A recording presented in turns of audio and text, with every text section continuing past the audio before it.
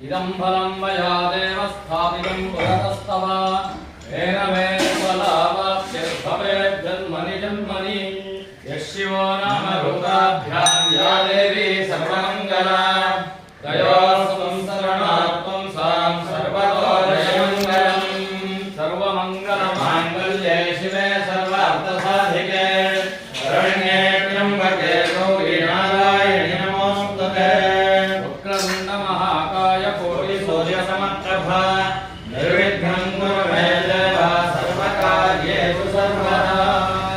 ಎಲ್ಲರೂ ಕೂಡ ಭಕ್ತಿಯಿಂದ ವರಸಿದ್ಧಿ ವಿನಾಯಕನಿಗೆ ಪ್ರಾರ್ಥನೆ ಮಾಡೋಣ.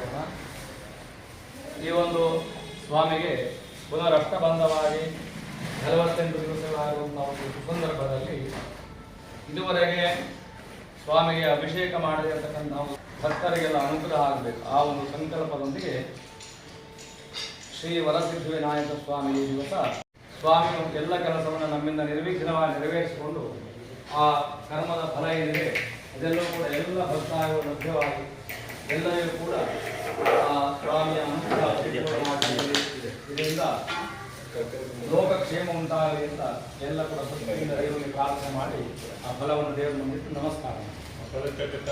ಓಂ ಯಂ ಬ್ರಹ್ಮ ವೇದಾಂತ ವಿದಾವದಂ ಪರಂ ಧಾನ್ಯೇ ಲಕ್ಷತೆ ಕಲ್ತಳಿ ಪ್ರಾರ್ಥನೆ ಮಾಡೀಶ್ವರಂ ವಾರಸ್ಮೈ ನಮೋ ವಿಘ್ನ ವಿನಾಯಕಾಯ ಯಾ ಕುಂದೇಂದು ತುಷಾರಹಾರ ಧವಲ ಯಾ ಶುಭ್ರವಸ್ತ್ರಾವೃತ ಯಾ ವೀಣಾವರದಂಡಮಂಡಿತಕರ ಯಾ ಶ್ವೇತಪದ್ಮಾಸನ ಯಾ ಬ್ರಹ್ಮಾದಿಶಂಕರಪೂಜಿತ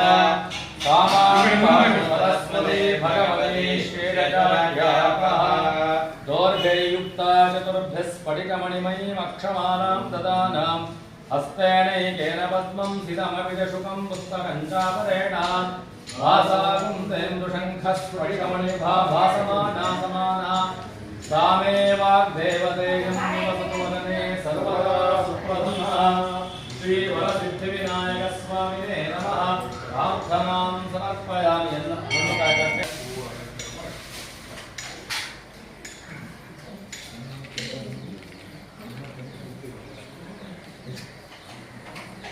ಬನ್ನಿ.